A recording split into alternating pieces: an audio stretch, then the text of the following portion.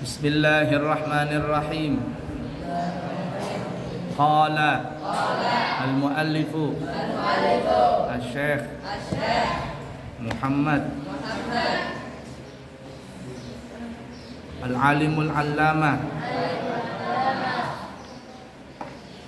Muhammad Al-Khudari bin Asy-Syaikh Afifi Al-Bajuri fi kitabihi Nurul Yaqin fi sirati Sayyidil Mursalin rahimahullahu ta'ala wa nafa'na bihi wa bi'ulumihi fid din wad dunya wal akhirah.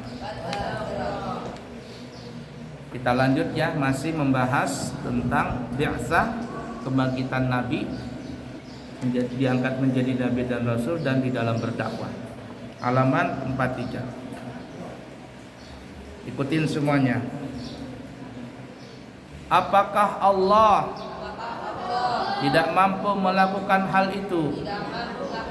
Padahal Dia Allah Maha Kuasa atas segala sesuatu, Maha Kuasa untuk menurunkan azab kepada siapa yang menisbahkan kepadanya sesuatu yang Dia tidak katakan, sesuatu yang tidak Dia katakan. Dan Dialah Allah yang berfirman dalam surah Asy-Syura ayat 24, Am yaquluna naftara 'ala Allahi kadhiba fa in yasha'illahu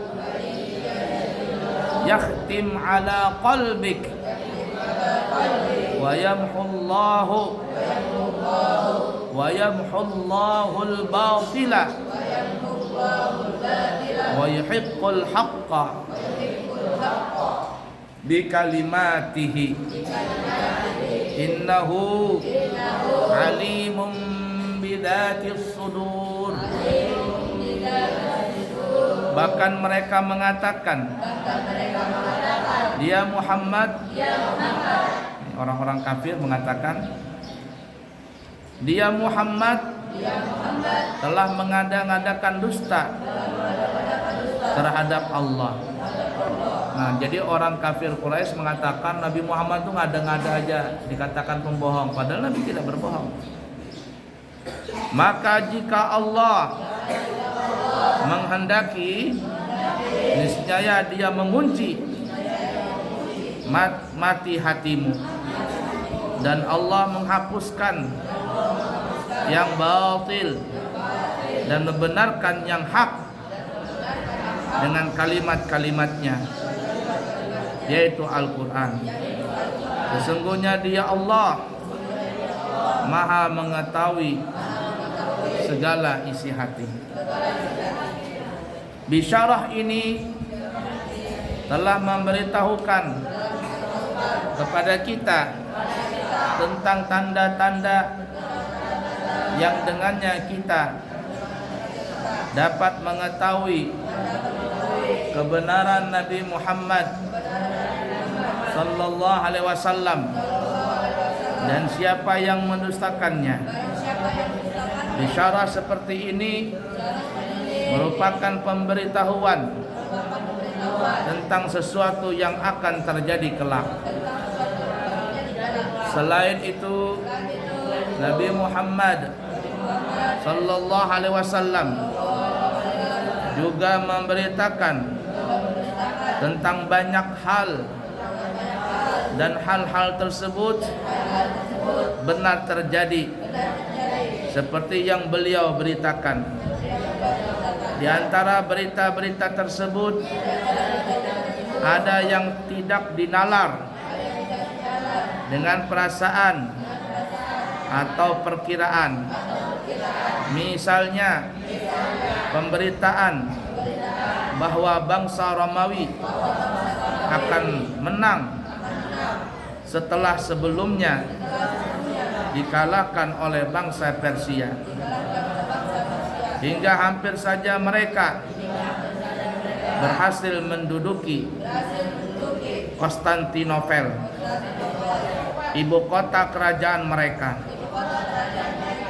Dengan demikian, pemberitaan tersebut adalah bahwa bangsa Romawi akan membalas kekalahan mereka dalam bid'ah beberapa tahun yang akan datang. Dan kemenangan Romawi itu tidak akan terjadi kecuali dari sisi Allah. Nabi menggambarkan itu akan terjadi kemenangan dari bangsa Romawi, dan ternyata memang terjadi. Zaman dulu tuh ada dua bangsa yang terkenal, Romawi dan Persia. Ya kalau zaman sekarang ini kayak apa ya, Amerika dengan Rusia lah. Besar. Romawi besar. Persia lebih besar lagi kekuasaannya.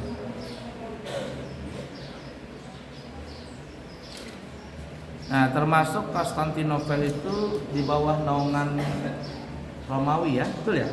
Naungan Romawi. Tahu Konstantinopel? Di mana itu? Itu? Abuya sudah sampai ke sana, Konstantinopel. Nah, dindingnya besar-besar, batunya besar, tinggi. Benteng zaman dulu, benteng terkuat. Besar, kurang lebih ada 21 hektar, 21 kilo keseluruhannya. Di dalamnya ada kota tua, dalamnya itu ada Hagia Sophia, ada apa namanya, lupa abu ya namanya itu, tempat lomba orang main kuda, ada ya kalau sekarang kayak dom begitu ya, tempat pertemuan, macam-macam di situ kota tuanya di dalam benteng Konstantinopel. Nah, Nabi juga menggambarkan, memberitahukan bahwa nanti Konstantinopel akan ditaklukkan oleh seorang pemuda Islam. Dialah sebaik-baik pemuda dan dialah mempunyai sebaik-baik tentara. Kan begitu kan ya? Sampai akhirnya Muhammad Al-Fatih umurnya berapa tahun? 21 tahun ya, merebut Konstantinopel itu. Abuya sudah sampai ke sana, alhamdulillah. Nah, mudah-mudahan kalian juga bisa ke sana nanti, insya di Turki, Istanbul, Turki. Konstantinopel itu masuk daerah Eropa ya. Jadi Istanbul itu, kota Turki itu terbagi dua, ada masuk ke Asia, ada masuk ke Eropa. Konstantinopel masuk daerah Eropa. Oleh karena itu, sebagian kaum musyrikin Quraisy ikutin sangat heran dengan berita tersebut. Nah, jadi mereka ini tidak percaya dengan ucapan Nabi Muhammad itu. Masa bisa seperti itu? Masa bisa seperti itu? Romawi bisa mengalahkan Persia, padahal Persia negaranya lebih luas daripada Romawi. Tapi berita itu disampaikan Nabi Muhammad. Awal mereka tidak percaya, tapi berjalan waktu ternyata benar apa yang diucapkan Nabi. Tapi karena tertutup mata hati orang-orang Quraisy, walaupun benar apa yang diucapkan Nabi Muhammad, tetap mereka tidak mau beriman. Padahal mereka yakin bahwa Nabi Muhammad itu tidak pernah berdusta.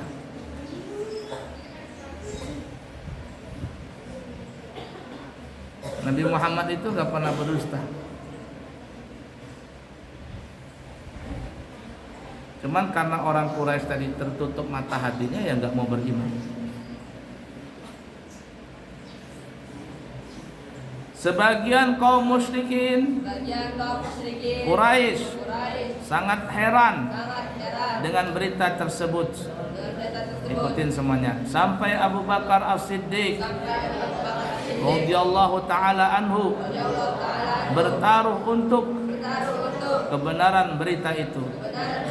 Dan Allah Subhanahu wa taala merealisasikan berita tersebut sehingga Abu Bakar As-Siddiq radhiyallahu taala anhu berhak menang atas taruhan tersebut.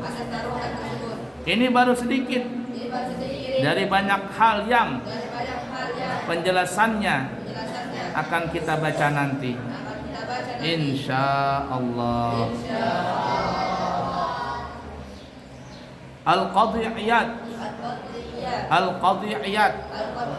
ulama ya zaman tabi'in mengatakan dalam kitab Asy-Syifa bahwa Atha bin Yasar pernah bertanya kepada sahabat Amr bin Al-As radhiyallahu taala anhu tentang sifat Rasulullah sallallahu alaihi wasallam. Lalu Amr pun menjawab, "Ya, demi Allah, sesungguhnya Nabi Muhammad sallallahu alaihi wasallam telah disebutkan sifat-sifatnya di dalam kitab Taurat sesuai dengan sebagian sifatnya yang disebutkan di dalam Al-Qur'an. Ya ayyuhan nabiyyu inna arsalnaka syahidan wa mubashiran wa nadhira." Surah Al-Ahzab ayat 45. Wahai Nabi Muhammad, sesungguhnya kami mengutusmu untuk menjadi saksi dan pembawa kabar gembira dan juga pemberi peringatan. Al-Qadhi'iyat meriwayatkan hal yang serupa dari sahabat Abdullah bin Salam. Namanya sebelum masuk Islam adalah Al-Husain, mendapat kabar gembira masuk surga dari Rasulullah SAW. Jadi Abdullah bin Salam sebelumnya namanya Al-Husain ya. Ini salah satu sahabat yang mendapat gembira masuk surga. Masih hidup sudah dibilang masuk surga. Dahulu Abdullah bin Salam adalah pemimpin orang Yahudi.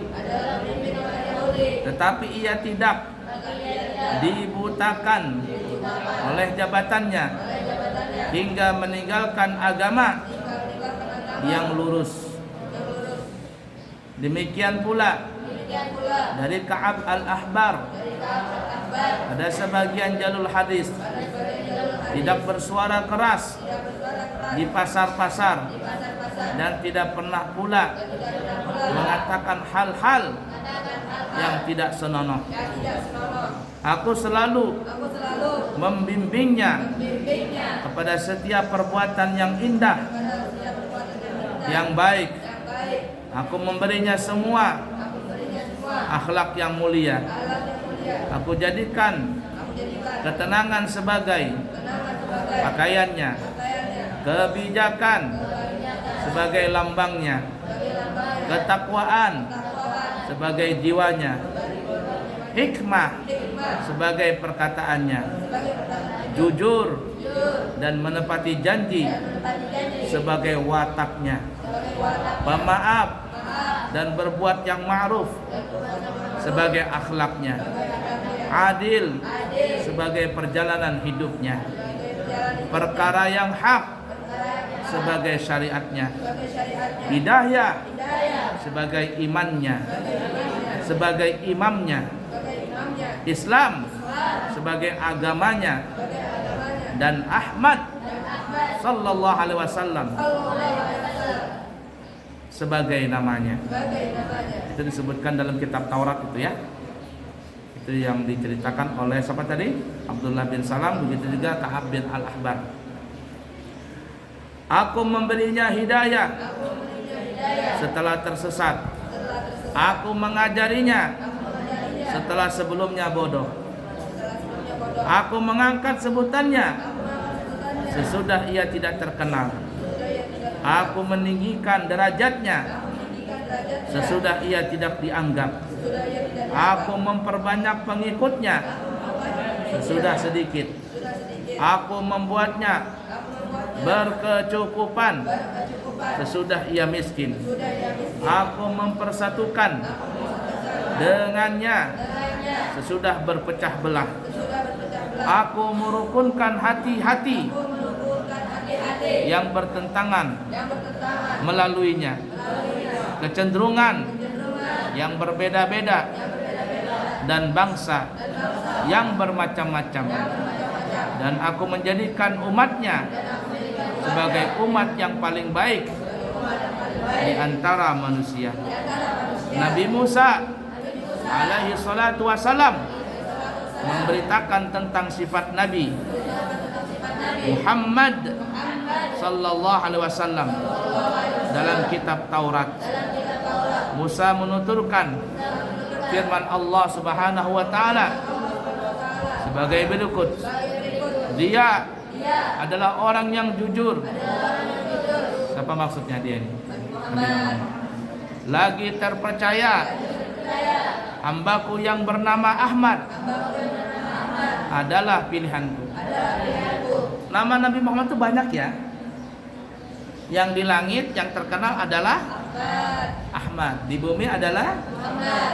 Tapi jumlah nama Nabi adalah 110 ya, 110 kalau tidak salah. Termasuk salah satu nama Nabi Muhammad adalah Nurul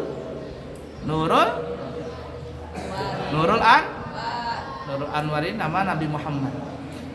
Cahaya dari segala cahaya. Nurul Anwar, itu nama Nabi Muhammad. Cahaya dari segala cahaya.